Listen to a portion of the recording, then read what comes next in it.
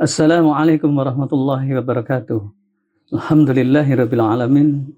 Nahmaduhu wa nasta'inuhu wa nastaghfiruh wa na'udzu billahi min shururi anfusina wa min sayyiati a'malina. Alhamdulillah kita bisa ketemu di bulan yang penuh berkah, bulan Ramadan, bulan yang memiliki kemuliaan dan keutamaan yang luar biasa, sampai-sampai Allah memberikan bulan Ramadan ini bulan yang penuh dengan kemenangan dan memiliki nama-nama yang luar biasa. Setiap nama itu memiliki keutamaan. Misalnya Syahrul Quran. Berarti Ramadan itu adalah bulan diturunkannya Al-Quran yang penuh dengan kebaikan. Syahrul Jihad, bulan yang penuh semangat untuk melakukan jihad fisabilillah, berdakwah, menyampaikan Islam, kemudian memperjuangkan agama Allah. Syahrul Qiyam, yakni bulan yang dimana kita harus melakukan qiyamul lail, yakni sholat malam, di mana pada bulan-bulan lain tuh nggak ada tradisi seperti itu. Maka di bulan Ramadan ini kita kebanyakan bisa melakukan syahrul qiyam, yakni sholat malam. Kemudian syahrul sodaqoh. Di bulan-bulan lain mungkin kita atau masyarakat kebanyakan itu tidak peduli dengan sedekah, tapi di bulan Ramadan ini Allah gampangkan, yakni kita suka bersedekah. Bahkan sampai-sampai orang, mohon maaf, tukang penjual gorengan itu dengan gorengannya dia bersedekah untuk memperoleh keberkahan di bulan yang mulia ini, bulan Ramadan. Saudaraku sekalian, Islam agama yang mulia, Islam agama rahmatan lil alamin dan penuh kebaikan. Termasuk di dalam bulan Ramadan ini ada syahrul dakwah, bulan dakwah. Kita akan menyampaikan dakwah terus-menerus di bulan yang penuh dengan kebaikan ini. Saudaraku sekalian, kalau kita ketahui negeri kita ini makin lama makin terpuruk dengan kondisi sosial, ekonomi, politik, pertahanan, dan keamanan. Kalau kita perhatikan, tidak ada negara yang begitu gemah ripah lojiunawi, subur, makmur, tentram kecuali Indonesia. Kalau kita perhatikan, Indonesia memiliki ribuan pulau, kemudian jutaan kilometer pantai, kemudian sumber daya alam yang begitu banyak sekali. Tidak ada negara-negara lain, bahkan luasnya aja kalau kita perhatikan, luasnya Indonesia ini dibandingkan dengan Eropa itu lebih daripada 11 negara Eropa kalau dibandingkan. Itu baru luasnya. Kemudian sumber daya alam itu tidak ada, yang kita miliki itu tidak dimiliki oleh Amerika pun nggak punya yang sebanyak Indonesia. Bahkan Eropa juga nggak punya apa yang dimiliki Indonesia. Akan tetapi justru itu yang jadi malapetaka ketika kita yang kaya raya ini sejatinya sumber daya alam, mulai dari timah, nikel, mangan, kemudian emas, perak, kemudian minyak bumi, gas alam, itu ternyata diambil oleh orang-orang asing. Dengan kata lain, yang mengendalikan, yang mengeksploitasi, mengeksplorasi itu harusnya negara, tetapi ternyata itu dilakukan oleh swasta. Ini yang jadi malapetaka. Ini yang jadi musibah ketika program-program seperti makan siang gratis itu susahnya minta ampun. Ini sebenarnya gampang. Coba sumber daya alam yang saya sebutkan tadi, misalnya minyak bumi, emas, itu dikendalikan oleh negara. Nah sekarang enggak, misalnya kayak Newman di Lombok, itu diambil alih oleh swasta. Ya, swasta. Kemudian Freeport, yang tadinya gunung sekarang jadi cekung, itu diambil oleh swasta. Jadi rakyat Indonesia itu nggak dapat apa-apa, yang dapat mungkin sekian persen itu pejabatnya. Jadi kita hanya mendengar cerita, padahal itu milik kita semua. Rakyat Indonesia berhak untuk menuntut keadilan, di mana mereka lahir di Indonesia, di Nusantara, ternyata mereka hanya dapat cerita saja, nggak dapat faktanya. Ini baru satu, Newmont dan Freeport. Bagaimana dengan batu bara di Kalimantan itu banyak sekali. Itu batu bara dikelola, dieksplorasi, dieksploitasi oleh swasta. Sedangkan kita, rakyat ini kan beda-beda. Ada yang miskin, ada yang super miskin, ada yang agak miskin, ada yang kaya, ada yang super kaya. Nah kalau semua dikendalikan swasta, bagaimana rakyat miskin bisa dapat uang? Sehingga ada istilah yang kaya makin kaya, yang miskin makin miskin. Coba kita renungkan. Bukankah kita lahir sama di negeri ini yang kita cintai? Bukankah orang tua kita juga lahir di sini?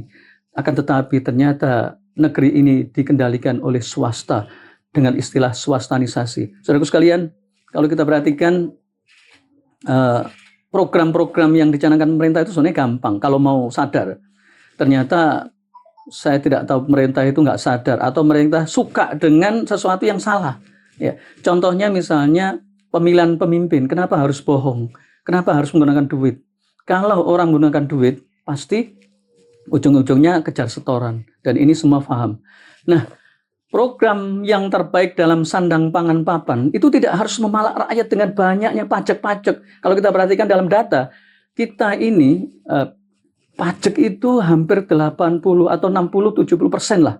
Ya, yang sumber daya alam itu hanya 7%. Jadi pajak ini mendominasi, ini kembali lagi rakyat. Tapi kalau dalam Islam, kita kembalikan bahwa harusnya peran negara itu dominan. Jadi jangan sampai listrik diswastanisasi, kereta diswastanisasi, kesehatan diswastanisasi, bahkan air diswastanisasi. Itu bahaya banget. Kalau semua swasta, negeri ini bukan negeri tapi negeri swasta. Ini gimana mikirnya? Kalau semua jadi swastanisasi, itu yang kaya makin kaya, yang miskin makin miskin. Akhirnya apa? Negeri ini dikuasai segelintir orang elit, oligarki kalau kita menggunakan istilah sekarang. Coba Anda bayangkan kalau yang kaya makin kaya, maka oligarki akan berpikir bahwa dia akan menggunakan segala cara. Itulah teori prinsip ekonomi kapitalis, mengorbankan sekecil-kecilnya untuk mendapatkan keuntungan yang sebesar-besarnya. Coba kita lihat pilkada dan pilpres atau pilgub dan seterusnya itu menggunakan dana paling tidak ya antara 500 juta sampai 500 miliar. Tapi begitu mereka terpilih, bukan gaji yang diambil, tapi keuntungan proyek-proyek dari swastanisasi. Kita lihat masing-masing daerah, maka mereka akan membiarkan investor-investor dari asing mengeruk kekayaan. Misalnya di Jawa Timur itu ada ya, yang namanya gas alam, yang namanya minyak bumi. Itu diserahkan mereka dan mereka pejabat itu hanya dapat misalnya 100 miliar itu sudah menurut mereka banyak, padahal itu kecil dibanding 1.000 triliun. Jadi swasta mendapatkan 1.000 triliun, diberikan 100 miliar untuk para pejabat. Itu mah kecil. Padahal 1 triliun itu 1.000 miliar. Jadi kalau kita pengen ketahanan sandang pangan papan, kembali lagi ke dalam sistem Islam, yakni dalam Al-Quran, Allah sampaikan dalam surat Al-Baqarah ayat 208, A'udzubillahi minasyaitonirrajim, Bismillahirrahmanirrahim. Ya ayyuhalladzina amanu dkhulu fis-silmi kafah wa la tattabi'u khutuwatis syaiton innahu lakum aduwwum mubin. Pada ayat itu, satu ayat ada 3 perintah atau 3 hal. Pertama, perintah pertama adalah ya ayyuhalladzina amanu udkhulu fis-silmi kafah. Wahai orang-orang yang mukmin beriman, kalau Anda beriman, Anda percaya pada Allah dan surga neraka dan beramal soleh, maka perintahnya adalah masuk ke dalam Islam secara kafah. Jangan separuh-paruh, jangan cuma ibadah doang. Nanti bahaya kalau ibadah kita itu bagus, tapi dalam politiknya menggunakan segala cara, berbohong, manipulatif, banyak janji, tipu sana tipu sini, maka neraka jahanam tepatnya. Kalau kita hanya sering umroh misalnya, tiap tahun ibadah haji misalnya, tapi dalam aturan lain misalnya kita membiarkan anak istri kita tidak menutup aurat, kemudian kita menggunakan cara-cara kedoliman, memimpin dengan cara sistem kapitalisme, liberalisme dengan menggunakan segala cara, itu dosanya jauh lebih besar daripada kebaikan. Kalau kita misalnya ibadah haji, pahalanya 1 gunung, sedangkan kita berdosa gara-gara mendolimi rakyat yang semestinya dapat tunjangan, kita nggak kasih tunjangan. Coba lihat, perhatikan, para gubernur. Kemarin saya dapat WA, orang-orang terkaya, ya Allah, para gubernur, wali kota, kekayaannya sampai 100 miliar. Coba Anda bisa bayangkan. Saya nggak perlu tanyalah orang-orang yang sekarang menjabat presiden, wakil presiden, bupati, wakil bupati, menteri, gubernur itu berapa kekayaan. Anda bisa nggak hidup seperti rakyat yang gajinya cuma 2 juta? Mati Anda nggak bisa. Oleh karena itu jangan teriak-teriak NKRI, jangan teriak Pancasilais, jangan teriak-teriak. Anda bisa hidup nggak dengan gaji 2 juta? Anda bisa hidup nggak dengan seperti rakyat yang kita perhatikan, mereka itu ada gajinya cuma 1 juta, bahkan ada 300.000 punya anak, terus gimana mereka? Terus Anda teriak-teriak kita hemat, kita pakai nasi godokan atau sesuatu menghilangkan minyak. Anda bisa nggak hidup? Wahai para pemimpin negeri ini, kalian akan dimintai pertanggungjawaban. Anda akan mati kan? Dan ketika Anda mati atau kita semua mati, kita akan dimintai pertanggungjawaban. Kita masuk ke kuburan sendiri. Kemudian akan ditanya oleh Allah apa yang pernah kita lakukan.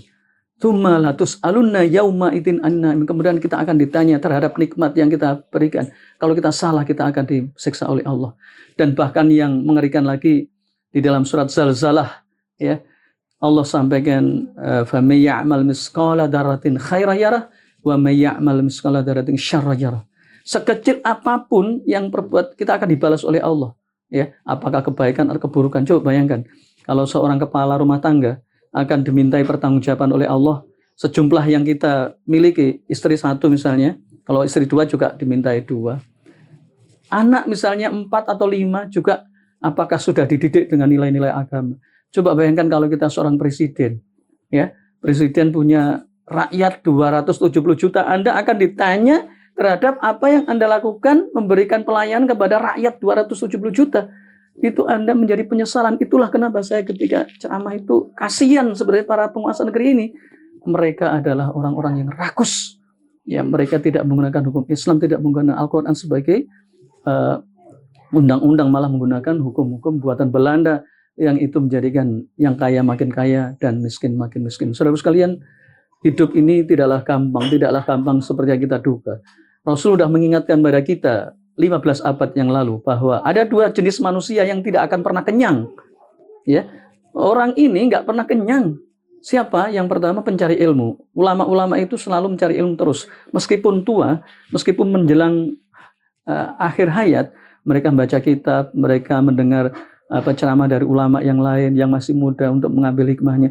Dan termasuk yang kedua adalah orang yang mencari harta. Kalau kita perhatikan, orang-orang yang memimpin negeri ini, mulai dari penguasa, entah itu presiden, bupati, gubernur, wali kota, sampai Pak Camat, sampai Pak Lurah bahkan, itu orang-orang kaya. Sehingga ketika mereka kaya, mereka pasti bisa dipastikan mereka akan korupsi dengan kaya. Coba yang paling kita lihat yang viral ini aja lah, kasus Kades Kohot, ya, pagar laut kemarin, ya. Coba yang kalau kita perhatikan Kades itu berapa sih, ya? Itu kalau kita bicara jujur, ya, coba cari Kades yang paling jujur. Berarti nyarinya apa? Nyarinya yang paling miskin. Coba klik Kades yang termiskin di Indonesia itu siapa saja. Coba, kemudian kita bandingkan dengan Kades Kohot kemarin yang sudah ketahuan berapa mobilnya, berapa miliar per mobil itu harganya, ada yang sampai 2 miliar. Itu baru mobil, ya. Belum fasilitas tanah, belum, banyak sekali. Anda jangan senang dengan harta yang diberikan oleh Aguan atau Agung Sedaya Group, tapi ingatlah bahwa Anda akan mati dan Anda akan dimintai pertanggungjawaban di sisi Allah. Maka saudaraku sekalian, yang hikmah di bulan Ramadan ini, saya mengingatkan pada diri saya sendiri juga, saudaraku sekalian, bahwa semua akan mati, dan di bulan Ramadan ini Syahrul Mubarak, ampunan-ampunan yang begitu banyak, dan kita minta pada Allah afwa, jadi ampunan yang begitu luar biasa dari Allah. Jangan sampai bulan yang penuh hikmah ini kita biarkan berlalu tanpa kita melakukan muhasabah. Orang yang paling baik adalah orang yang melakukan muhasabah. Mungkin saya salah, mungkin kita melakukan korupsi, cepat-cepat bertaubat sebelum datangnya kematian. Di dalam surat Al-Munafikun ayat terakhir dikatakan laula akhartani ila ajalin qarib fa asaddaqa wa akun minas sholihin. Jadi ketika orang itu dicabut nyawanya, maka dia mengatakan, ya Allah, tunda laula akhartani. Ya Allah, tunda 1 menit agar aku bisa bersedekah dan menjadi orang yang soleh. Itulah penyesalan orang-orang yang jahat, orang yang korupsi, orang yang manipulasi, maksiat, dan menunda-nunda bertaubat. Mudah-mudahan ceramah ini ada hikmah dan manfaatnya, dan di bulan Ramadan ini pun berkah ini kita jadikan bulan muhasabah, syahrul muhasabah, agar kita menjadi orang-orang yang bertaubat. Amin ya rabbal alamin. Aku qouli hada wa astaghfirullahaladzim innahu wal ghafurur rahim. Assalamualaikum warahmatullahi wabarakatuh.